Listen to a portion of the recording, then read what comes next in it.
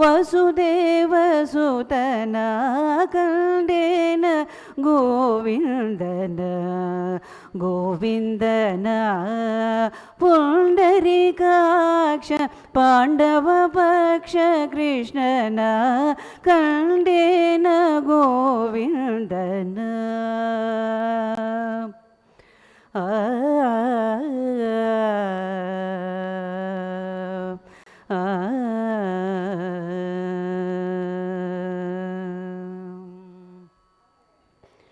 ಮಾಧವ ಮಧುಸೂದನ ತ್ರಿವಿಕ್ರಮ ಯಾದವ ಕುಲಜನ ಮುನಿವಂದ್ಯನ ಮಾಧವ ಮಧುಸೂದನ ತ್ರಿವಿಕ್ರಮನ ಯಾದವ ಕುಲಜನ ಮುನಿವಂದ್ಯನ ವೇದಾಂತ ವೇದ್ಯನ ಇಂದಿರ ರಮಣನ ವೇದಾಂತ ವೇದ್ಯನ ಇಂದಿರ ರಮಣನ ಆದಿಮೂರುತಿ ಪ್ರಹ್ಲಾದ ವರದನ ಆದಿಮೂರುತಿ ಪ್ರಹ್ಲಾದ ವರದನ ಕಂಡೇನ ಗೋವಿಂದನ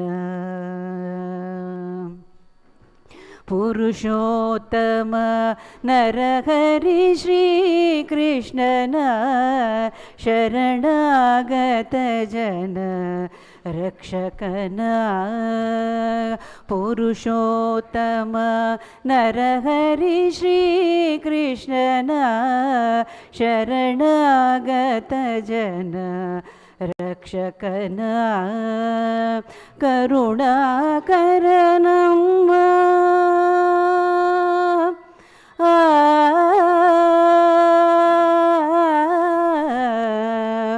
ಕೃಷ್ಣ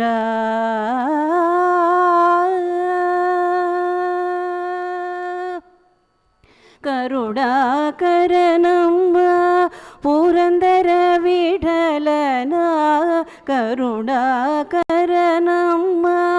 ಪುರಂದರ ವಿಠಲನ ನೆರೆನಂಬಿದೆ ಬೇಲೂರ ಚೆನ್ನಿಗನ ನೆರೆನಂಬಿದೆ ಬೇಲೂರ ಚೆನ್ನಿಗನ ಕಂಡೇನ ಗೋವಿಂದನ ಗೋವಿಂದನ ಪುಂಡರೀಕಾಕ್ಷ ಪಾಂಡವ ಪಕ್ಷ ಕೃಷ್ಣನ ಕಂಡೇನ ಆ ಕಂಡೇನ ಆ ಕಂಡೇನ ಗೋವಿಂದನ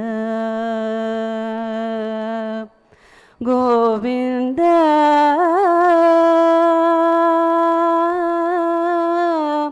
Krishna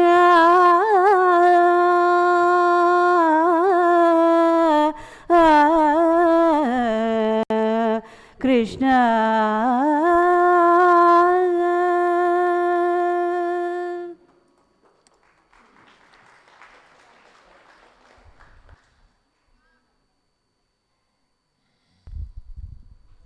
Hari Om. Today's Aarti Seva is by Srimati and Sri Ravindra and Srimati and Sri Satish. We request them to please come forward and perform the Aarti.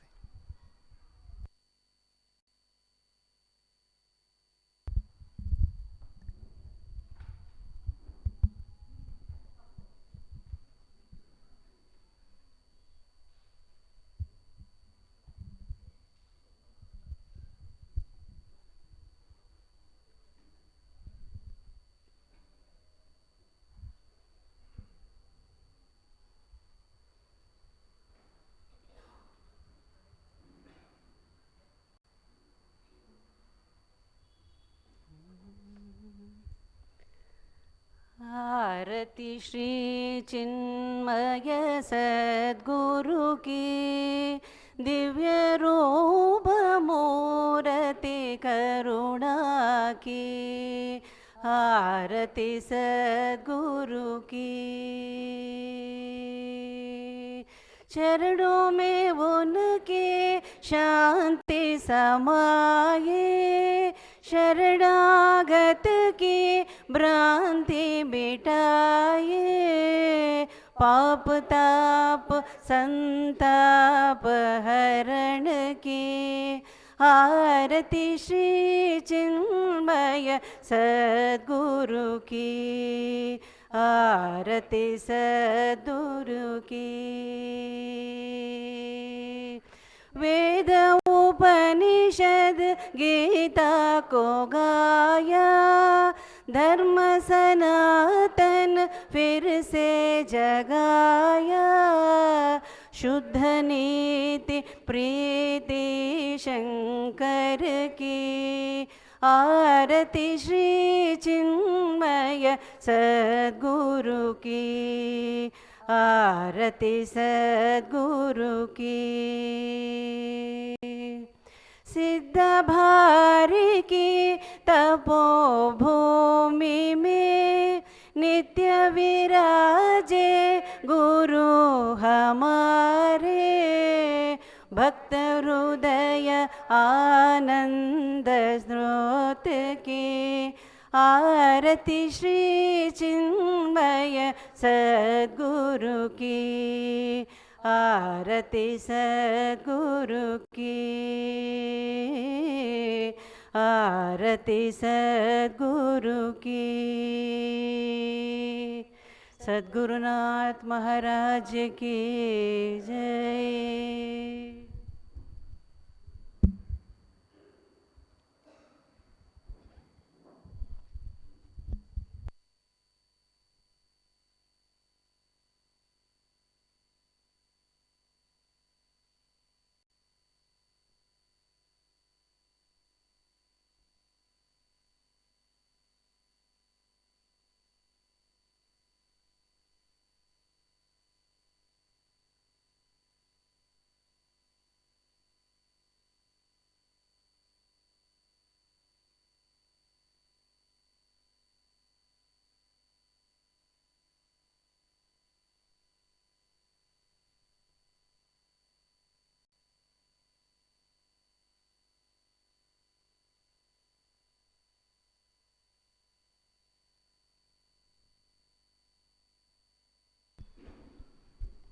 Hari Om, Hari Om, Hari Om, Hari Om. Clear ना? हरि ओम।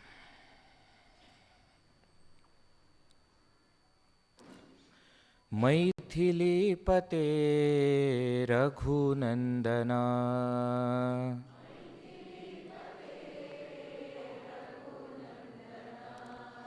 मैथिलीपते रघुनंदना,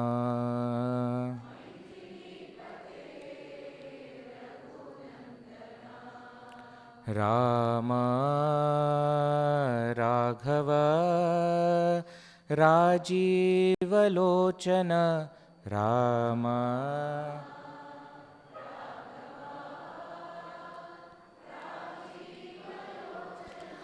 राम राघव राजीवलोचन,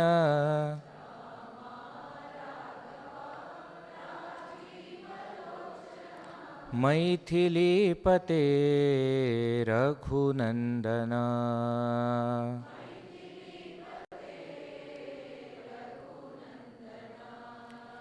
दीनावना करुणामया,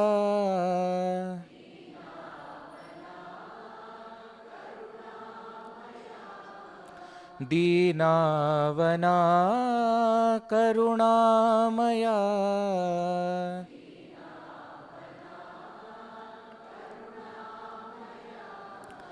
कमलनयन कौसल्यातनय,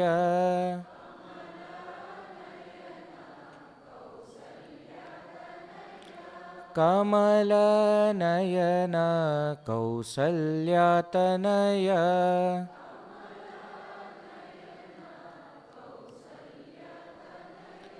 मैथिलीपते रघुनंदना,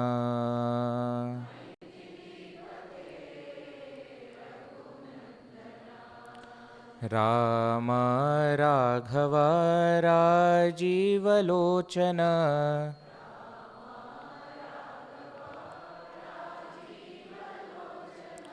मैथिलीपते रघुनन्दन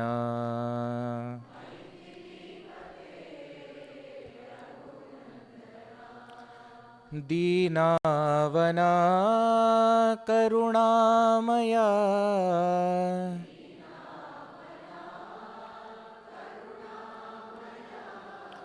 कमलनयन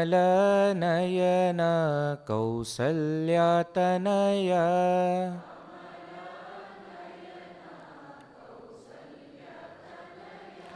मैथिलीपते Raghunandan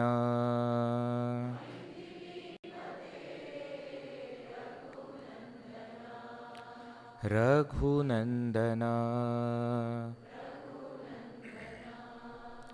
Raghunandan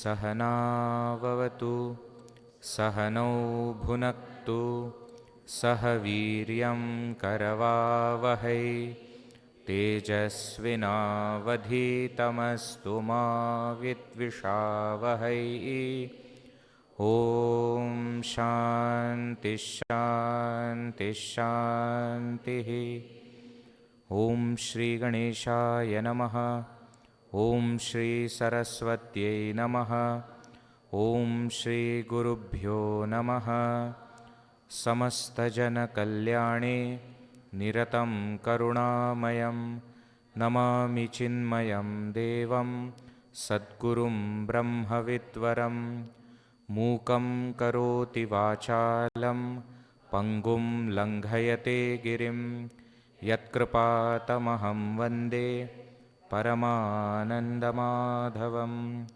परमानन्दमाधवम्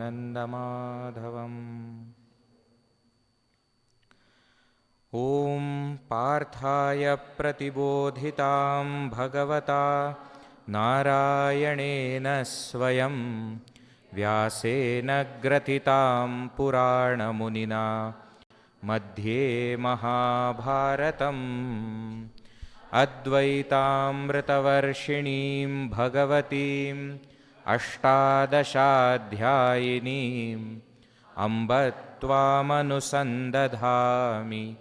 भगवद्गीते भवद्वेषिणी.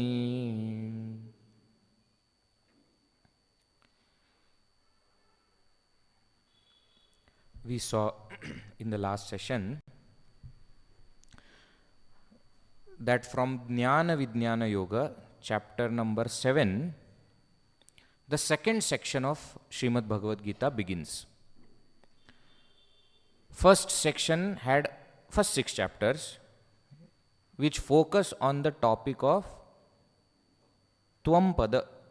Who is the Jiva? What is the real nature of the Jiva?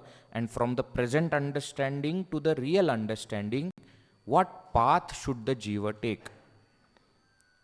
So Karma Yoga, Jnana Karma Sannyasa, Dhyana Yoga, all leading towards that Sankhya Nishtha. This was the topic of the first section. Now the second section from chapter number 7 to 12, these 6 chapters of Bhagavad Gita, they focus on Tatpada. Tatpada means the reality of that God. Now, why should we know God? one should know oneself is understood. Isn't it? That I must know who am I. But why should we know God? Is that different knowledge? Which is different from the knowledge of the self? Is it different? No, it is the same. See, we experience that there is clearly two things that we experience. The sound is okay? So we clearly see two things are there, I and the world. In every experience of ours, these two things exist.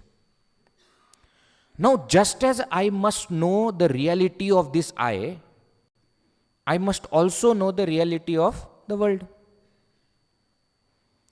In other words, subject and object. This is always there. I am the subject, I am knowing the object. So the reality of the subject and reality of the object must be known. Both must be known. Now, what Advaita Vedanta says, that you go and find the reality of the subject, you try to find reality of the object, both these inquiries are going to lead you to the same reality. Means, if I go within myself trying to find out who am I actually, and if I go deeper into the world to find out what is the reality of anything of the world, I am not going to land up with two different entities, but I am going to land up with the same entity. Why? Because there is only one reality. That one reality alone is appearing as both the subject as well as the object. Now, if there is only one reality, is it not enough to go either deeper into the subject or deeper into the object? Is it not enough? Because anyways you are going to reach that reality. It should have been enough. But what happens is, if I go deeper into the subject and reach the reality, I may think that I know myself, but maybe the world is something else. That is possible. I may still feel that this reality is different from the world. And therefore, it is important to inquire into both the subject as well as the object.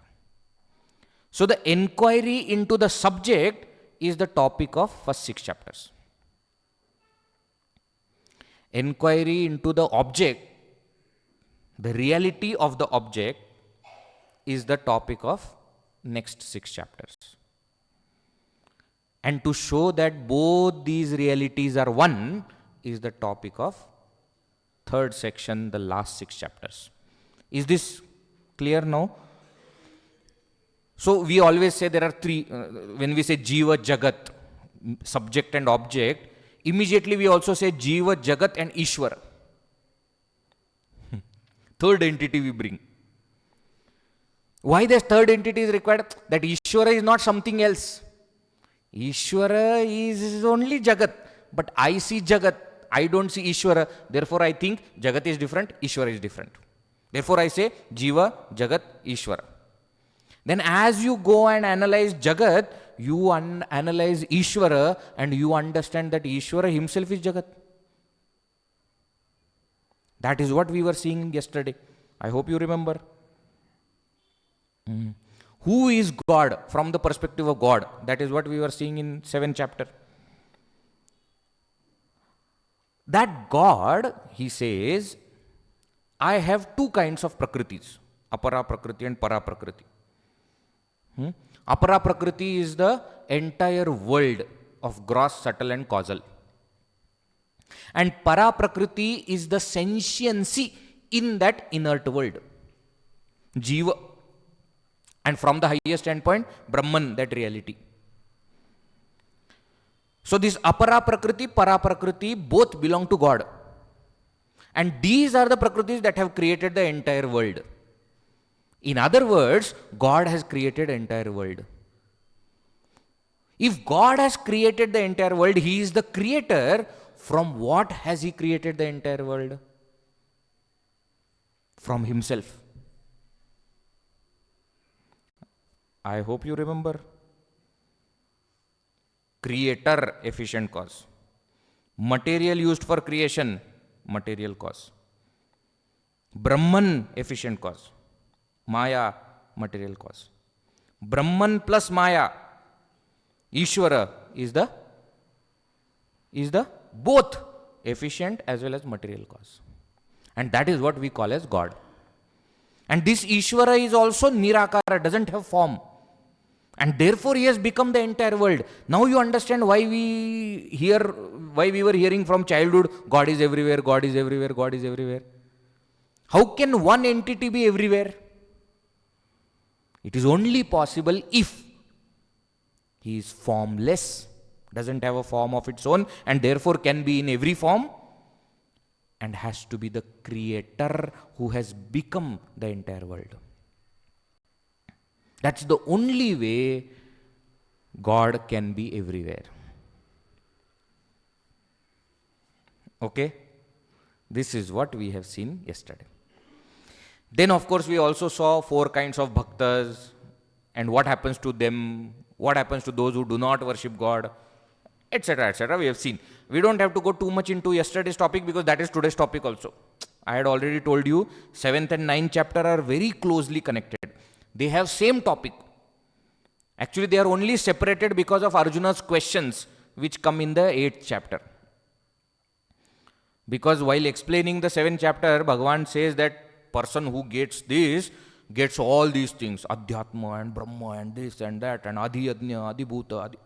Then Arjuna says, wait, what are all these terms that you are using? And then Bhagavan says, remembering me, he reaches me. Arjuna says, how?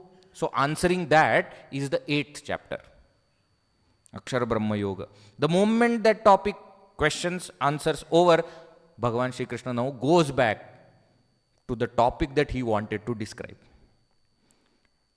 And therefore we see here 9th chapter follows the same methodology of 7th chapter. Same subject also of 7th chapter. What is he saying? He starts by saying Pratijna, remember? In 7th chapter also, because there is no Arjuna's question.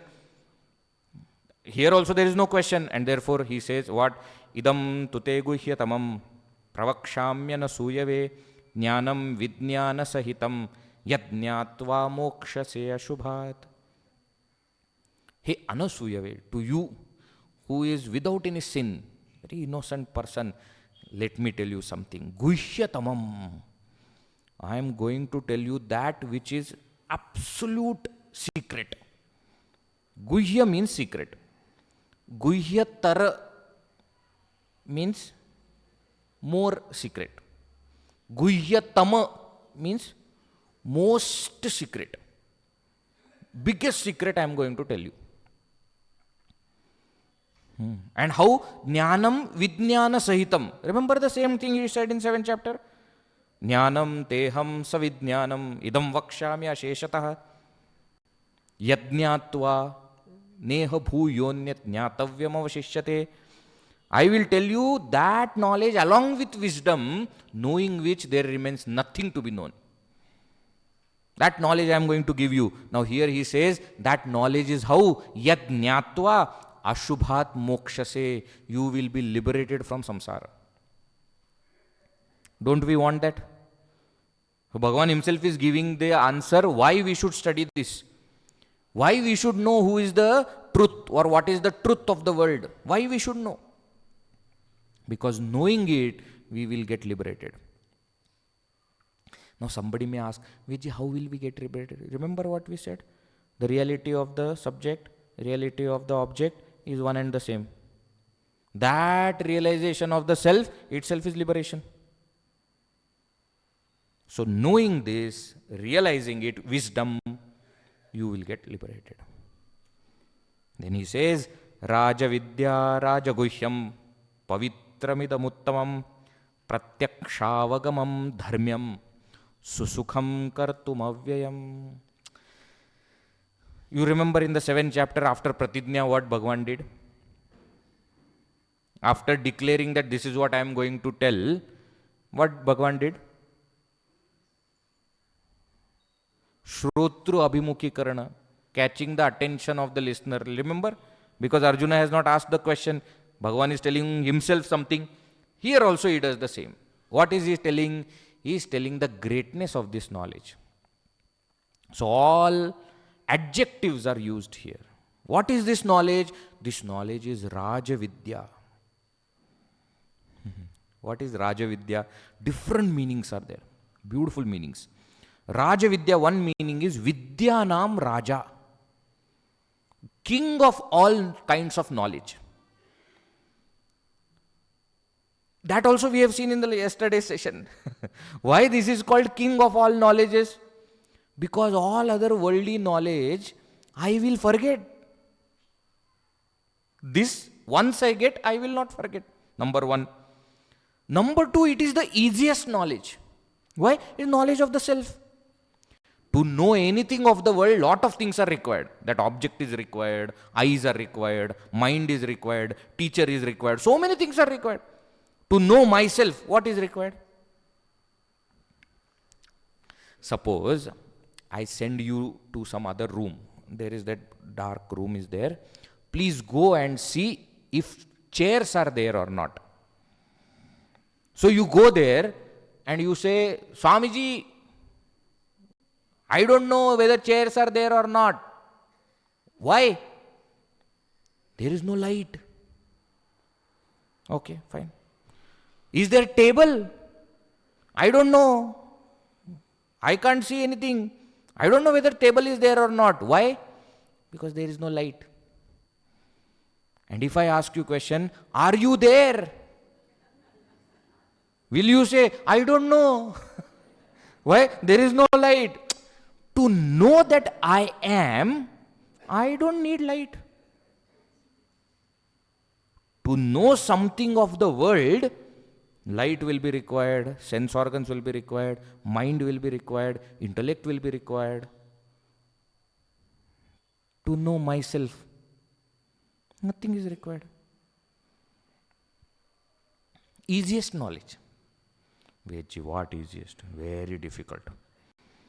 Bhagavad Gita to pronounce itself is difficult. What are you talking? That is because we have, you see, when we fall into a hole, a pit, how deep we have fallen, that much we have to come up or no? Knowledge is on the same level, but we have fallen deep into the ignorance. And therefore the effort is required. Knowledge is easy. To prepare your mind and intellect for that knowledge is tough. Tough means it takes time. Knowledge is easy. This is also Vidyanam Raja because it is instantaneous knowledge. That very moment you get the result of it. See, any worldly knowledge, when we study, we have to study, then we have to give exam, then we get marks. Here, we get self-knowledge, that moment itself, realization, that result of knowledge comes immediately. Vidyanam Raja. And here what is said, it releases us from the bondage of samsara. What better thing can be there? Raja Vidya, it is called. One meaning, Vidyanam Raja means the king of all knowledge, the best among all knowledges. Second, Raj Dhatu also is used in Sanskrit in the meaning of shining. Rajate, he shines. So this is that knowledge which shines. Rajavidya. Or one more way we can understand this word, Radnya Vidya. The knowledge which is specially meant for kings, for leaders. It is for everyone, but specially for them. Why? Shri Krishna is telling to Arjuna, you see, Kshatriya. That is why he says, most beneficial to kings. That is this Raja Vidya. Second, Rajaguhyam. What do you mean by Rajaguhyam. Again, you can take it in different way. Guhyanam Raja, the best of all secrets. The best of all secrets. Or royal secret. Now you see, this word secret is a very interesting word. Generally, when we say that this knowledge is secret, the first thing that comes to our mind is, we should not tell anybody. That is how many people have misunderstood. And that is how Bhagavad Gita went into our puja room. They thought it is for puja. Why? Don't open. Shh. Secret. You tell me one thing. If nobody knows about it, can you call that as secret? If nobody knows about it, can you call that a secret? No. So what do you mean by secret? Few people know, but not everyone. That is what we call as secret. Now this knowledge is not just secret. It is Rajaguhyam. Is it royal secret? What do you mean by royal secret? That level of secret that even if you tell somebody, they will not understand. That is what it is. It is not that we should not tell it to anybody. No, you tell. This is so secret that even if you tell, they will not understand. There is a story from Mahabharata. This is when Pandavas are going to one Utsava. And Kauravas have planned that the palace in which these Pandavas will be staying, we should burn them in that palace. And therefore they built that entire palace of wax. Remember the story? Now, somehow, Vidura came to know that this is Kaurava's plan. This Duryodhana, Dushasana, etc. have planned it in this way that where Pandavas are going, that palace is made up of wax. It will be burnt when the Pandavas and Kunti are inside. Now, when Vidura heard Pandavas are already leaving and everybody has gathered to send them off. Now, when he is in front of everybody, he can't openly tell. Isn't it? That Kaurava, Duryodhana, etc. has done like this. Rajadroha it will be. But he wants them to know so that they can be saved. So Vidura started to think what to do. And other side, Pandavas, they are, going away, going far. Therefore, they are doing bye-bye, tata to everybody. And everybody is giving them some instruction, like how when we go out also, our elders will give instructions. Go safely, don't take your hand out of the window, don't eat here and there, don't drink water from this and that place. So like that, everybody was giving them instructions. They were telling Pandavas, take care of Kunti. They were telling Kunti, take care of your children. Prasparam bhavayantaha, both take care of each other. Now, when all these people are giving these kind of parting messages, saying bye-bye, greetings, when they came to Vidura, Vidura said, when the forest catches fire, rats don't die because they are underground. Bye. What kind of parting message is this? So as they start to go, this Bhima looks at Arjuna and says, what did he say? Did you understand anything? Arjuna said, no, I didn't understand it. Bhima said, from my childhood I thought this Vidura is little bit crack fellow only. I don't know what he says at what time. We are going, he should give us some food to eat. Bhima, no. You see. We are going on the yatra, something should be given. He is telling when forest catches fire, rats don't die because they are underground. What is this? Now Yudhishthira started to think, why Vidura said like this? See, he is not a person who will just say something like that. There must be some reason. And if this is what he decided to say when we are leaving, means that must be important. It is coming from Vidura finally. So a whole trip, a whole journey, Yudhishthira kept on thinking about it. So when he reached, he got some suspicion that there is something wrong. So he sent Bhima and Arjuna to check this palace. And when Bhima came, after checking, saying that this is made up of wax, now Yudhishthira connected everything. The plan is to burn us. Only way to save ourselves is to go underground. Why? Because when the forest catches fire, rats don't die because they are underground. This is called royal secret. You say it openly, only the person who is eligible will understand. This is what our Gurudev did. When he started teaching Upanishads, Bhagavad Gita, etc., everybody said, how can you teach this to everybody? In our Shastras it is said that there is eligibility required. How can you teach Upanishads in English? How can you teach it to women? How can you teach it to all Varnas? How can you teach it to all religions? Everybody opposed Gurudev. Gurudev said, you see, I am not capable to decide who is capable. But Shruti Mata is capable to decide who is capable. So, I will allow her to decide. Means, if somebody comes in my class who is not eligible, that fellow will sleep. I will give, that person will not get knowledge. Why should I decide whom I should give? So what? There should be at the entry, you should check. And how are you going to check? Viveka, Vairagya, Samadhi, Shat, Sampatti, Mumukshutva. How are you going to check? We can't. He said, why should we check? I will give it to everyone. Whoever is eligible will get it.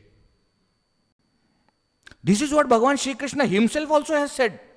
Ascharyavat pashyati kaschidedam. Ascharyavat vadati tathaiva chanyah. Ascharyavat chaidam anya shrunoti.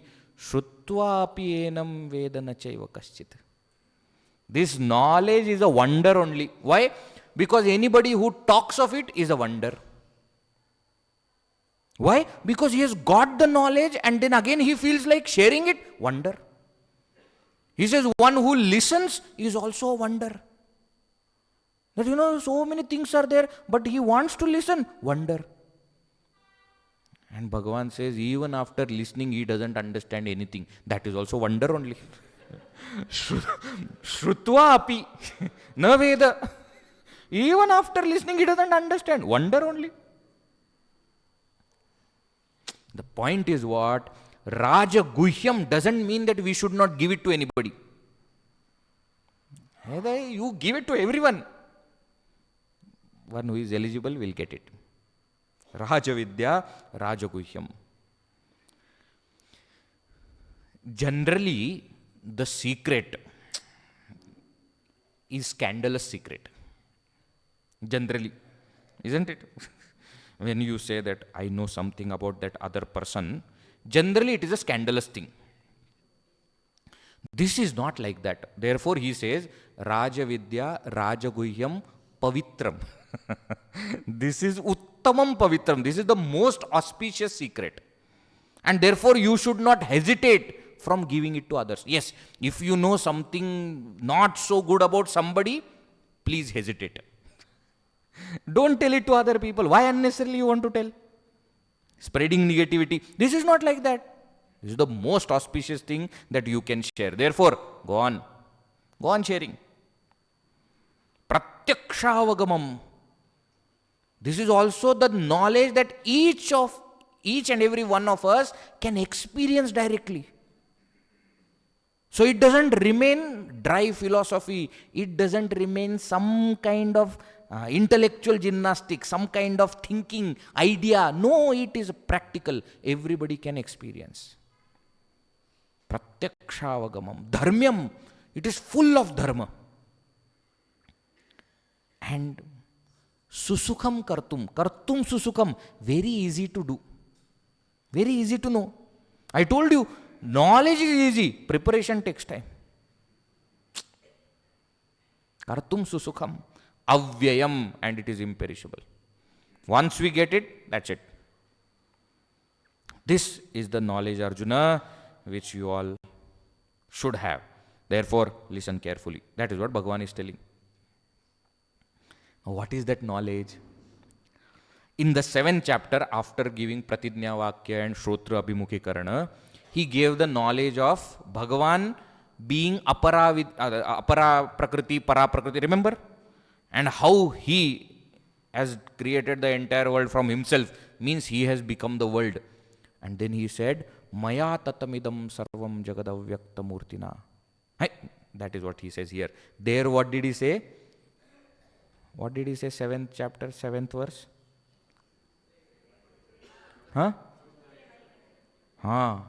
The entire world is like the money. Money means small, small beads.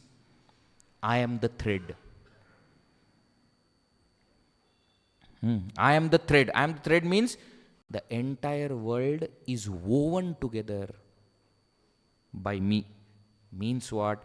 I am the substratum of the entire world.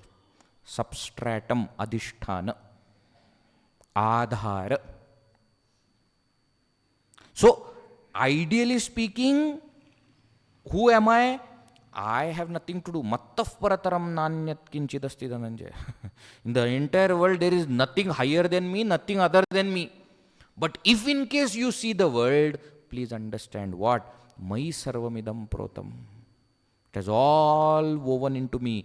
Like what? Sutre maniganaha iva. Like the sutra. Sutra means thread. In the thread, all the manis are woven. All the beads are woven. Like that, in me, the entire world is present. Means, I am the substratum. The world is a superimposition. Substratum, adhisthana. Superimposition, adhyastha. I am using two Sanskrit words. Substratum and superimposition. Now, here in the 9th chapter, Bhagavan goes little further. And what does he do? He decides to confuse all of us. Why? He has already said this is secret, royal secret. He has to give a live demonstration of what do you mean by live secret. So he says, I will make 4 statements. Let us see whether you understand. What 4 statements? Maya tatamidam sarvam jagadavyakta murtina matsthani sarvabhutani nachaham teshu avasthitaha nacha matsthani bhutani. 4 statements. What, Vijay? Sanskrit I don't understand. Please explain in English. I will explain. Idam sarvam jagat avyakta murtina maya tatam. This entire world is pervaded by me, by my unmanifest form. This entire world is pervaded by me. First statement clear? Entire world is pervaded by me. Second statement, sarva bhutani matsthani. The entire world is in me. I am in the entire world. The entire world is in me. Second statement also clear?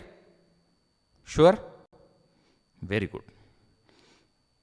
Third statement, aham teshu na avasthitaha. I am not in them.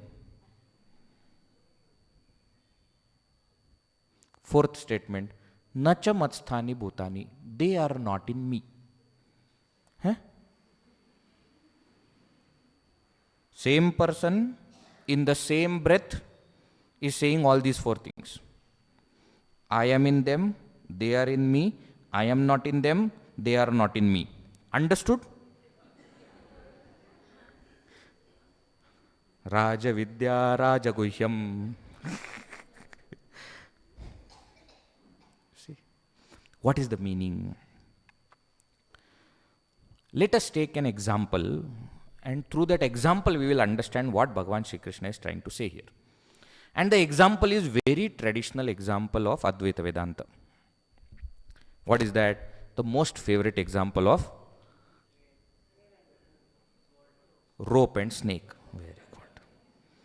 If 9 days I take Jnana Yagna and I don't give that example, people will think that I have not taken Advaita Vedanta only. So, what is the example?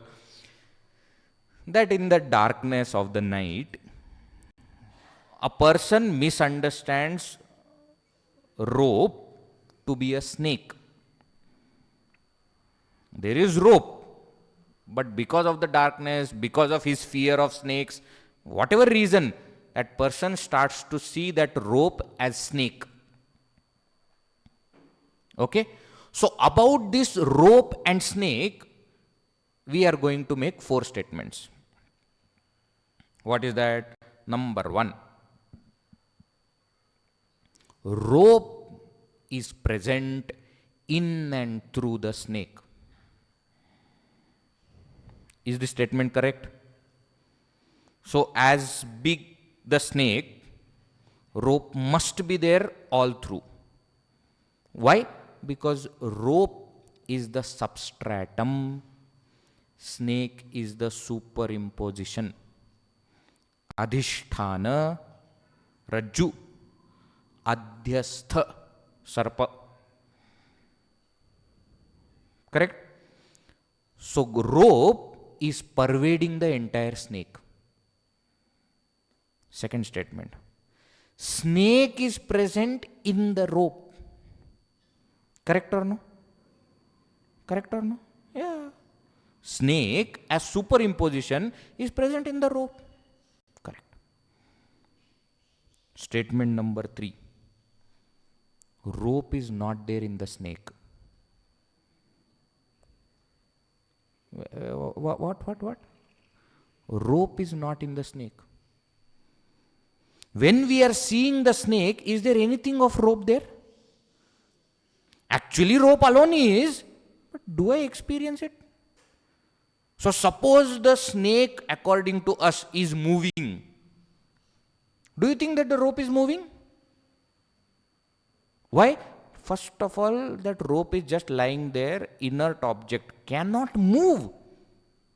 It is your imagination that you are seeing it as snake, and then you say, snake is moving.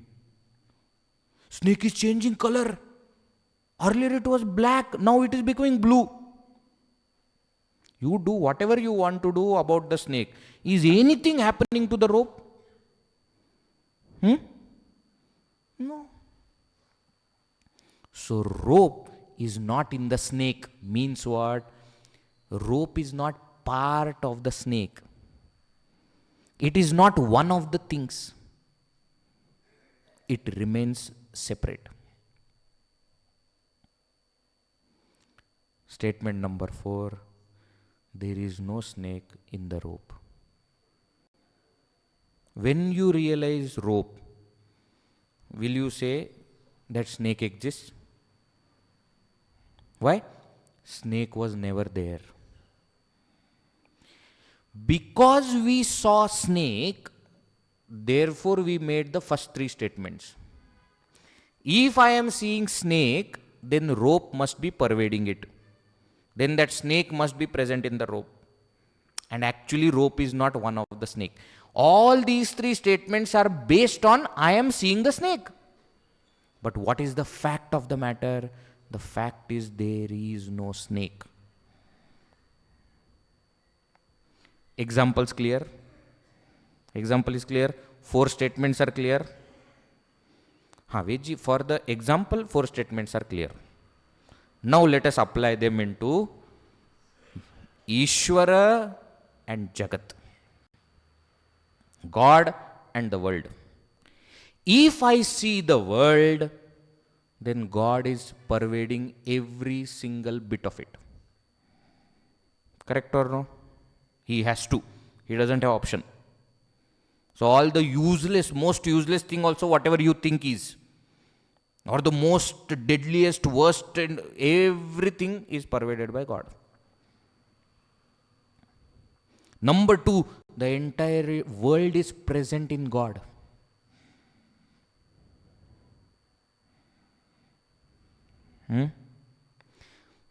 Understand this little bit. When Bhagavan says, I am in everything, immediately one word should come to our mind as substratum. Adhishthanataya.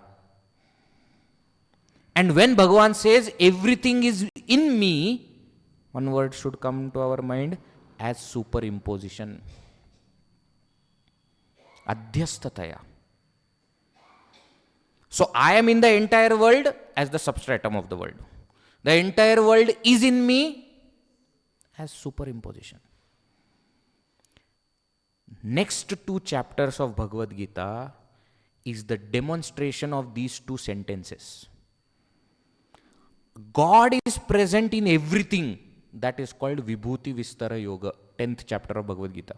He narrates, among these I am this, among these I am this, among these I am this. He goes on narrating. To show I am in everything.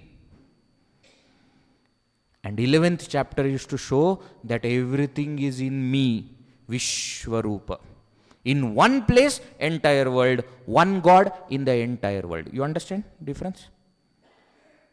So God is in everything as substratum. Everything is in God as superimposition. This is, both these statements are from the perspective that there is God and there is world, two entities. Now when we go deeper, we understand God is not one of the things in the world. Means when the world changes, God doesn't change. And therefore, I am not in them. Means I am not part. Generally we say, no. Suppose me and my friends, we make a mistake, we do some silly thing, and when somebody catches, you immediately, I am not part of them, I didn't do anything. Pavam Bhagavan, he is really not part of anything, and everybody is cursing him only. Very interesting. People say, if there is God, why criminals exist? What is the connection? Why there are bad people in the world if there is God? What is the connection? Whether you are going to see that rope as a deadly poisonous snake or a beautiful looking snake, what rope has to do with both these things? You understand? He is not doing anything but getting accused of everything. God is just there. Actually, only He is there. This is our Indian English. Only He is there. English teacher, anybody sitting? He alone is there. Okay, fine. If I say He alone is there, now Indians will start wondering, what is He alone? Alone means lonely. Only He, we should not say. That is what somebody taught me. God alone is there. There is nobody else. You ask the rope, how do you feel? About what? About the snake coming out of you and going back into you. Are you happy? Are you sad? Why did you create the snake? Ask the rope. Rope will ask only one question back to you. What? What is snake? Rope has no idea that snake exists. In the same way, God is not in the world. because it is not part of the world and there is no world in God. Means what? Brahman alone is. There is nothing other than that. No, wait, what? See, just because you have sat there on top doesn't mean you can say anything that you want. No, just be little reasonable and just see, no. Now we are listening to your talk. Is it real or not real? You tell that. You tell. You tell. Shall I tell? It is not real. So shall we go? Please. But then you will go where? We will do something else. That also will not be real.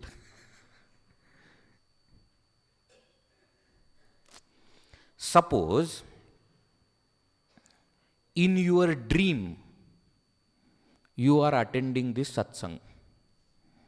In your dream you are attending the satsang with all these people, and in your dream I am sitting here and talking. If you see such a dream, you are a great person.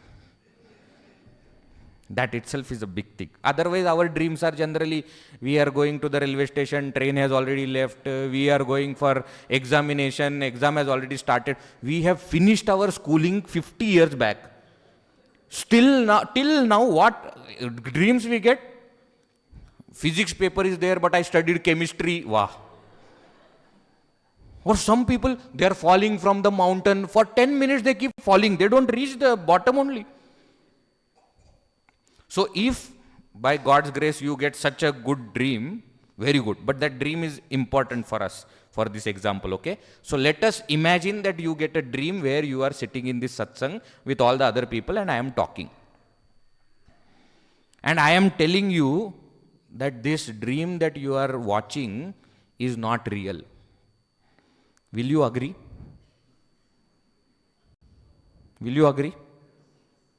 No, now you will agree because you know that that is a dream. In the dream, you will not agree. But don't we see everything in the dream? The same me who creates the dream, creates everything, every object, and then becomes one subject to see the objects as different from me. Don't we do that in the dream? Just because we are seeing, does it make it real?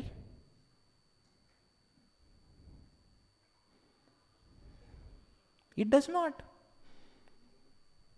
In the same way, now we are experiencing, we are seeing, therefore it is real.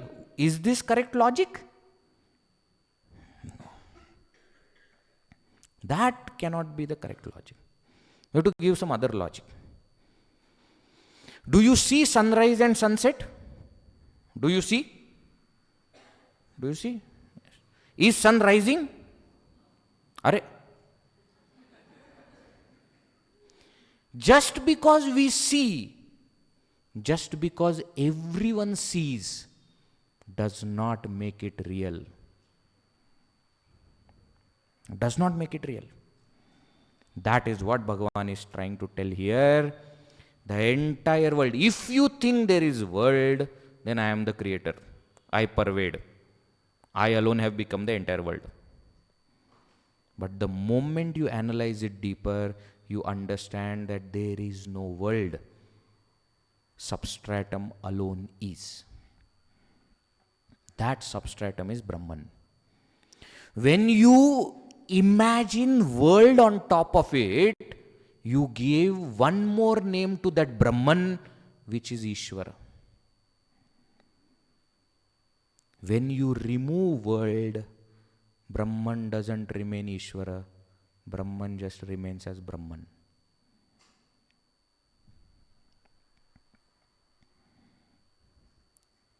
This is Rajavidya, Rajaguhya Yoga. Okay? Vedji, shall I Say something. Of course, who can stop you? This is your dream. you are you are free to say whatever you want. What I wanted to say was, I didn't understand anything you said. Very good. I am successful. Why? He said you give everybody and they won't understand. Very good. It's not that I did not understand anything. I understood, but very difficult to accept. Very good. Why? It will take time. Mind and intellect has to prepare. I understood. Very good. What should I do now? Study again. Then you will know that you have not understood. Very good. What is the point? The point is there is no world. But because we see the world, we see Brahman as the cause of the world, and therefore we call it Ishvara. Now, because we are seeing the world, therefore the analysis is done from the standpoint of world going through Ishvara. You understand? Because we are seeing it. Because we are seeing it, therefore the analysis is done. If I see, then this must be the cause. That is what Bhagavan says here. From the absolute standpoint, there is no world. Brahman alone is. Okay? These 4 statements Bhagavan has made. Now he says, with this now you understand how do I create the world. Don't forget that we are still seeing the world. So Bhagavan has to come to our level only to explain. Therefore he says, actually Arjuna, I don't do anything. Maya adhyakshena prakritihi suyate sacharacharam. Hetuna anena kaunteya jagat viparivartate. Maya adhyakshena. In my presence, Prakriti, Maya creates the entire world. Because of this reason only, the world keeps changing, the world keeps getting created. So, though I am saying that I am the creator, actually I don't do anything. The same point Bhagavan had made in 4th chapter. To explain that the self doesn't do anything. Remember that akartra atma, akarma, vikarma. Remember? That is where he had said this. Chaturvarnyam maya srishtam gunakarma vibhagashah tasya kartaram apimam vidhi akartaram. Though I have created, but understand that I have not done anything. Now the circle is complete, where he says, you see how it happens? In my presence, Maya creates the world. Now because the world is created by Maya, world has the same qualities as Maya. And what is the quality of Maya? That it is not there. Maya, ya ma. Ma means not there. In Sanskrit, ma means not. Ya ma. That which is not there. That is called Maya. So that which is not there has created the world which is not there. From nothing, nothing can be created. We say this also. Nothing can be created from nothing. Correct. So Maya, nothing, has created the world, nothing. I am just there. That is what Bhagavan is telling. Now when we listen to all this explanation, etc., we must remember when Bhagavan says world is not there, don't say, oh, that means I am not there. That is not what Bhagavan is telling. Bhagavan is telling you alone are there. The world is not there. Veggie, one more doubt. Yes. Now there are around 200 people sitting here. When you say you alone are there, which one of 200? Arey, my dear, in your dream, when you see 200 people listening and one speaker talking, how many people are there? How many people are there? There is only one person, your dream. I am sleeping comfortably in my room. I am not seeing this dream. There is only one. Here is the question of everybody.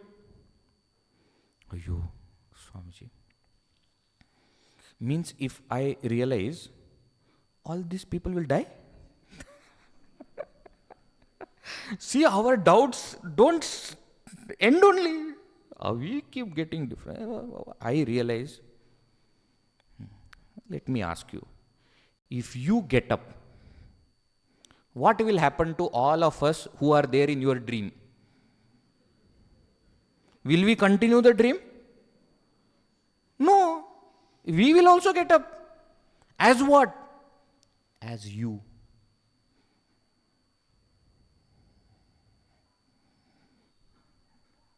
Welcome to Advaita Vedanta. There is only one Advaita. That's why Gurudev says, alone to alone, all alone. That is the path. Who is going? Alone, me. To where? Self, which is also alone. And on the way, all alone. That is the path. Now, Bhagavan, after explaining these concepts, goes into a kind of loop. I call it the loop of three. Because from verse 11, 12, 13, 14, 15, he is explaining everything as 3. Three kinds of mudha, fools, three kinds of duratma, wicked people, three kinds of mahatma, great people, three kinds of devotees, three kinds of jnanis. Everything he is explaining one by one. Means what? Those people who don't understand this, don't accept it, criticize it, they are called fools. Then there are wicked people, those who are vicious, those who are indulgent, those who are delusory, they are wicked people. Then there are Mahatmas also, those who try to understand, those who worship, and finally those who see everything as that self, who don't see anything different. Then he says there are some devotees, they just love me. What do? They sing my glories, they worship me, and they remain ever in me. And then there are jnanis. What? In themselves, in others, in everyone, they only see oneself. Jnana yadnena chapyanye yanto mam upasate ekatvena prithaktvena bahudha vishvato mukham. They see me alone in everything.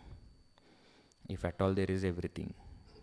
Arjuna, you must come to this understanding.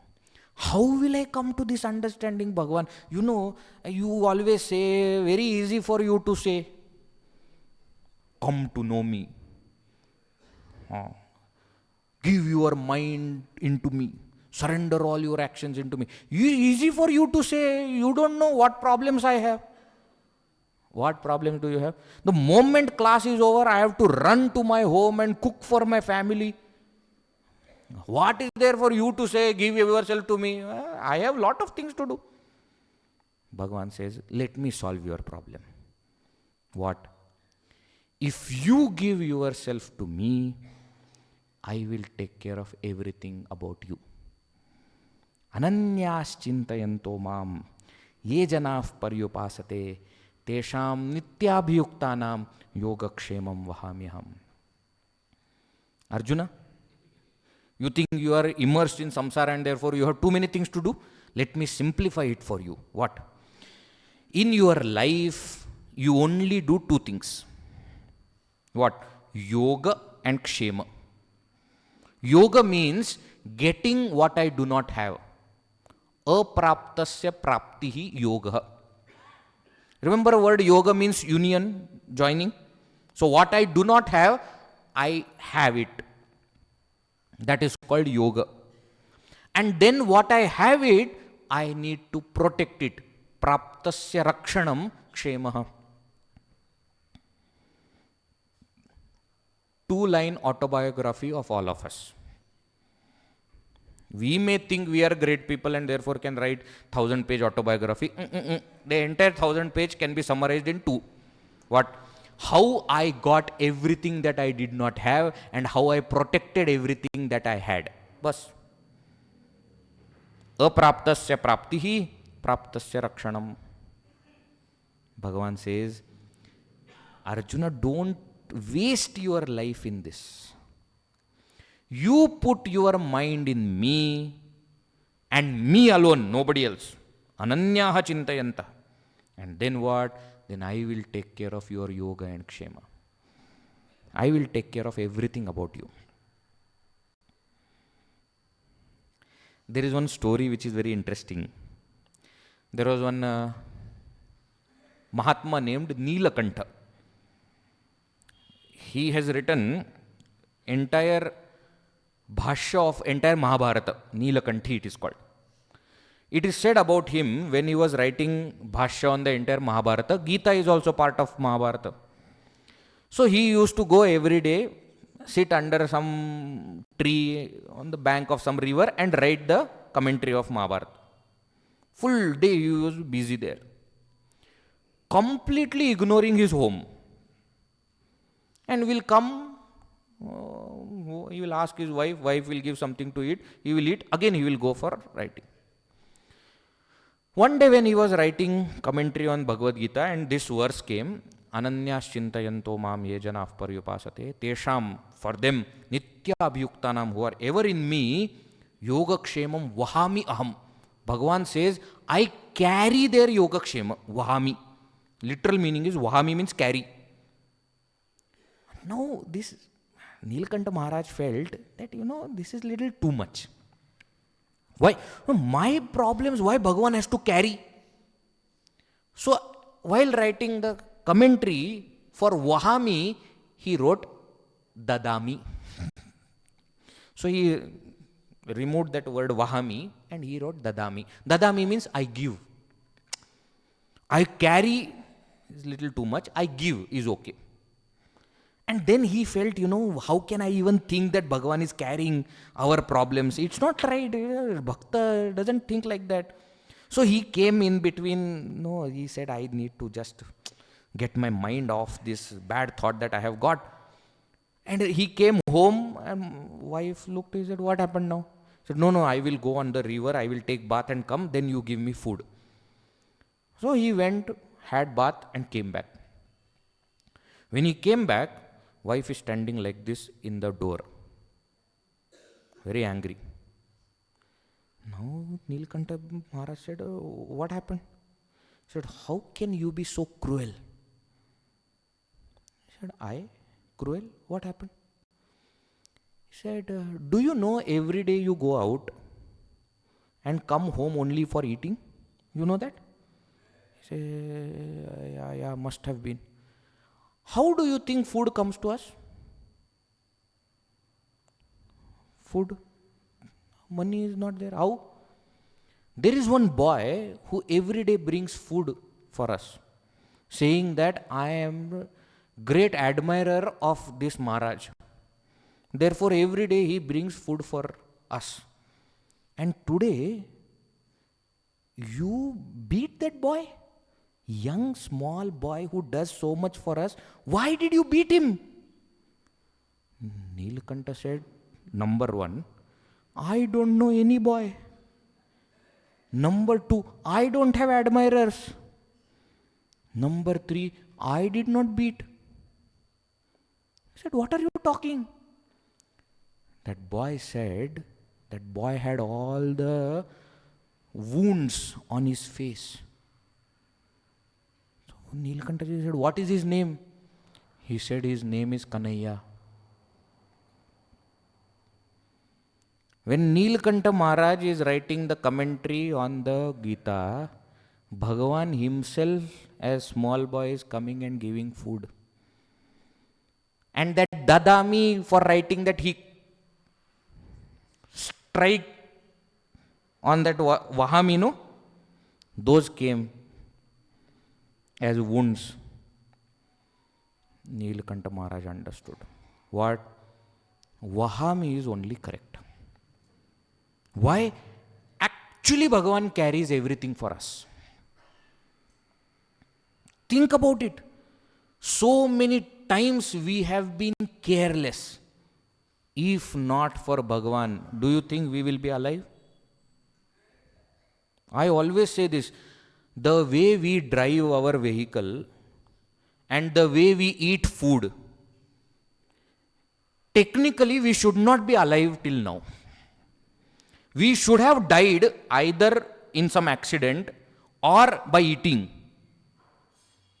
We are alive is sheer miracle, only possible by God's grace. If not for God, who else is carrying us? And you know the best thing of God? He doesn't even wait for Ananya Shintayanto Mam. He is anyways carrying Yogakshema for us. He is telling, okay, I have done that, now at least look at me. And still there are people who don't worship God. They worship other deities. Remember this topic also came? They worship other deities means what? They try to worship other powers. Now this concept we must understand correctly. When it is said that Indra, Varuna, Vayu, Agni, these devatas exist and people go to them to fulfill some desires, and Bhagavan says people go to them and then what? Then I only give them whatever they want through those people, through those devatas. Why? Because who has given devatas power to give? God only. So whether we go to devatas or whether we go to God, we are getting it from God only. But because we have gone to the devata, we get it in a wrong channel. In one place, Bhagavan says, nobody comes to me. Shankaracharya ji while writing Bhashya, commentary, he says, iti akrosha iti Bhagavan. Bhagavan is crying. What? It's so easy. Why are they going? Why are they not coming? And it is not because they are not coming to me is my loss. No. He says they are not coming to me is their loss. Why are they not coming? What is we must understand. Example I will give you. Sometimes suppose mother has to do some job or work somewhere, then they keep one ayah at home. You understand ayah? One who takes care of the kid. Now the thing about this ayah is, whatever the child asks, ayah will give. That is her job, to keep the child happy. But the mother will not give everything that the child asks. Child says, I want ice cream. Mother will say, shut up. You have exam tomorrow. Then what? Then he will go to ayah. Ayah, I want ice cream. Why? She doesn't care. It is not her child. God is like mother. Devatas are like ayah. Vechi, I like ayahs only. Why? They give what we want. God gives what we need, not what we want. Because we ourselves don't know what we want. Imagine if really we start getting what we want, it will be very difficult. That's why there is one theory which is very interesting theory. They say Saraswati Mata is roaming. And while roaming in the sky, she keeps saying Tathastu, Tathastu, Tathastu, Tathastu. So by mistake, if we say something and she says Tathastu, it will happen. They say this for us to understand we should be careful about what we ask, what we say. Why? We don't have any idea what we really want. God is like that compassionate mother who gives what we need, even though it looks like it is suppressing us, it is against our wish, whatever. If the child needs, mother will give. God is not partial. Careful. He says here, Samoham sarvabhuteshu, name dveshah asti na priyaha.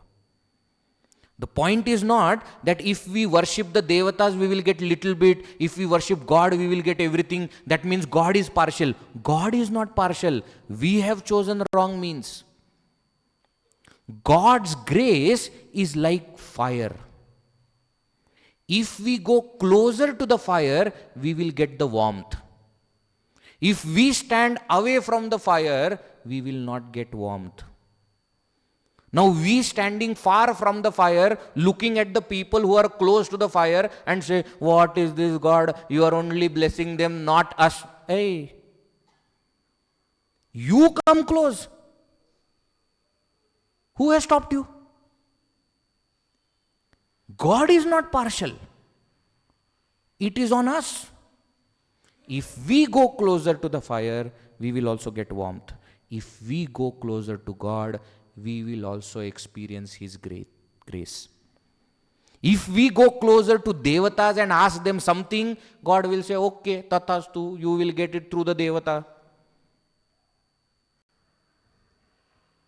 Do you understand what is the point Bhagavan is trying to make here? You come to me, you will get everything. There is one very beautiful shloka which from childhood we have been chanting. Akashat patitam toyam yatha gacchati sagaram sarvadeva namaskaran keshavam pratigacchati. So if I worship devatas, that worship is going where? To Bhagavan only. But it is going through wrong channel. There is a bottleneck in between. Why? So many people are asking to the devatas only. So devatas are very busy. Therefore, there is a delay in communicating your prayer to God and getting the reply. So what you should have? Hotline with divine. Direct connection. Bhagavan says, when you can directly come to me, why do you go somewhere else? And Bhagavan says, coming to me is most easy. Patram, pushpam, phalam, toyam, yome bhaktya prayachati. Arjuna, worshipping those deities is difficult. Worshipping those devatas is difficult. They have so many rules. The puja should start at this time, you should offer it this way, and then order should be like this. Then first Indraya Swaha, then Agnaya Swaha, then Varunaya Swaha, then Yamaya Swaha. This is order. If you change, they get angry. Which is correct also, because they are posts. Politicians will get angry. No, if you don't keep chair in front, all that will happen. But will mother get angry because you did not follow the protocol? Mother doesn't get angry. In front of mother, what? Do you follow protocol? No. Whatever you have little bit, you give it to mother. Mother says, oh, very good. My child has made like this. You don't have to become M.F. Hussain to present something painting to your mother. Whatever you make.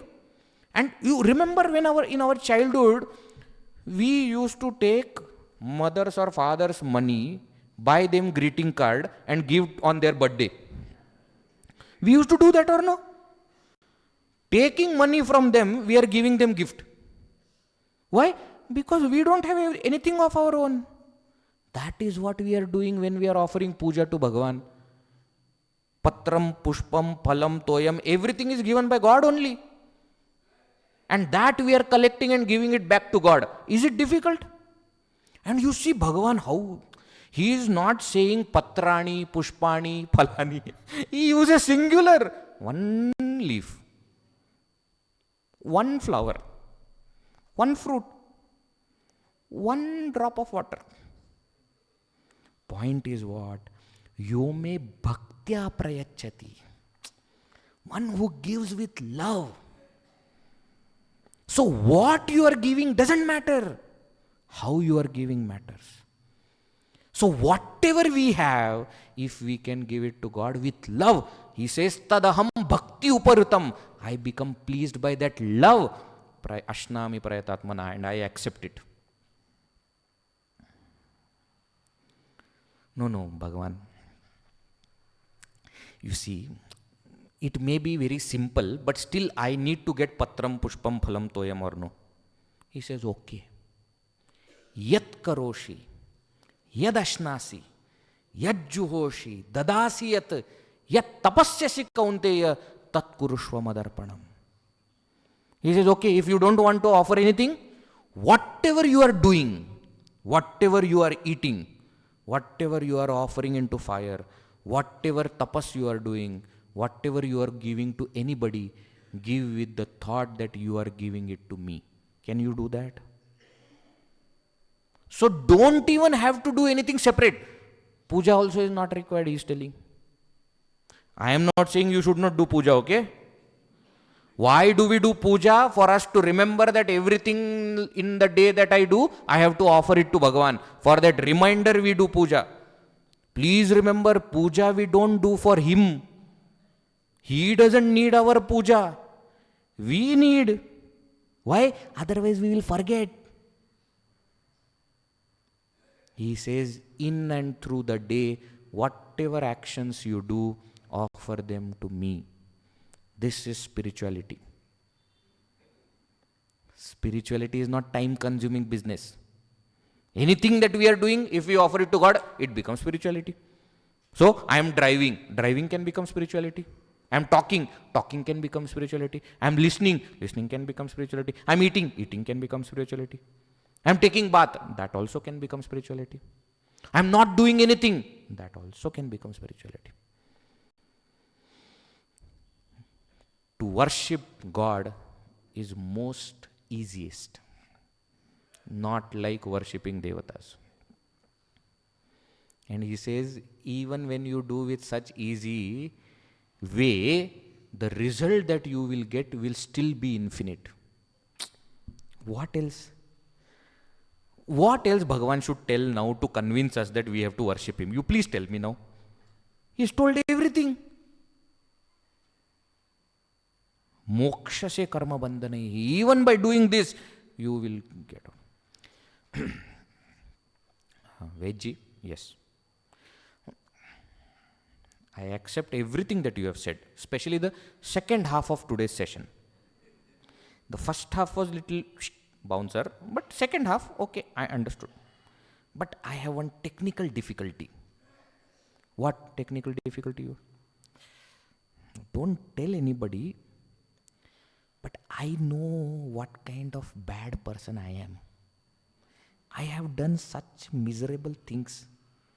I don't think now by offering Patram Pushpam it will work. The technique is correct, but I know what I am. Bhagavan says, Apichet Sudurachara. Even if you are a Sudurachari, Durachari means one who does bad things. Sudurachari means one who does bad things efficiently. Means you are good in doing bad. See, some people are bad in doing bad things also. They want to do some pranks, but that also they can't do properly. They want to kill somebody, that also they can't do properly. They want to kill themselves, that also they can't do. Not the failures in bad business. He says, even if you are a successful wicked person, Sudurachara apichet, bhajate mam ananya bhak. If you remember me once, what? Sadhureva samantavya. Such a person should be called sadhu. Huh? He is Sudurachari. Yes. He was Sudurachari before he remembered me. Now he is a sadhu. Why? Kshipram bhavati dharmatma. Soon he is going to become dharmatma. He is going to leave that path of bad things, adharma, and he will become dharmatma. Don't worry. Shashvat shantim prayachati. He will worship me and reach that supreme truth, that supreme peace. Arjuna, take loudspeaker and declare. Kaunteya pratijanihi name bhaktav pranashyati. Bhagavan says, Arjuna, you can declare what? My devotee will never perish. I don't care whether he was a criminal before or he was a saint before. I don't care. He worshipped me, he became mine. From that moment, he is my responsibility and he will not perish. This is called compassionate God. That's why I say mother. Hundreds of mistakes also we have done. Mother forgives. Father will not. Father will not. And he should not. Why? Because only because of that fear we will not commit mistakes. But when that father is strict, that compassionate mother gives us food, okay. Don't do it again. Eat now. We have experienced this or no? That is God. Doesn't matter what we have done. Any person, if they devote themselves to me, I take care of them. That is what Bhagavan says. With this, he concludes the 9th chapter.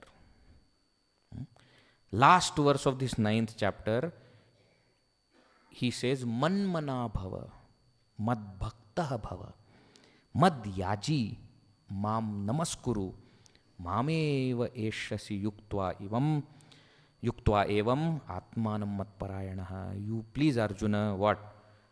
Put your mind in me. Become my devotee. Offer everything to me. Prostrate to me. And I will make sure that you become me.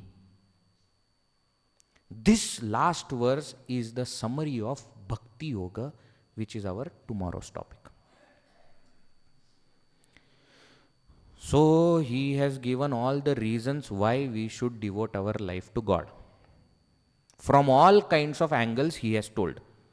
He said, I am the only truth in the entire world. Therefore, you must worship me. The entire logic of being the creator, he has explained. Then he has also explained, if you don't come to me, go somewhere else. Finally, I am the one who is giving. Why don't you come to me directly? And coming to me is very easy. You don't have to offer much. Whatever you have, you offer. If that also you cannot, you do whatever you are doing and offer that to me. Even if you are a criminal and you have done so many sins in the past, doesn't matter. Still you can come to me. I will take care of you. Now the question remains, Bhagavan concept is over, Ishvara understood, Bhakta, what kinds of 4 kinds of Bhakta, and if they worship, what happens, if they don't worship, what happens, clear. What is Bhakti? What do you mean by being devoted to God?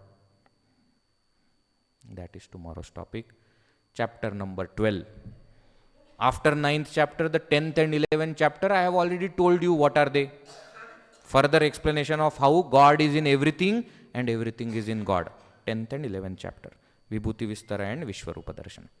Now, tomorrow's session we will see Bhakti Yoga, the path of devotion. The famous path, the easiest path, and the best path for all of us. That is Bhakti Yoga. Let us see tomorrow. Om Purnamada Purnamidam Purnat Purnamudachyate Purnasya Purnamadaya Purnameva Vashishyate. Om Shanti Shanti Shanti. Harihi Om Shri Gurubhyo Namaha. Harihi Om.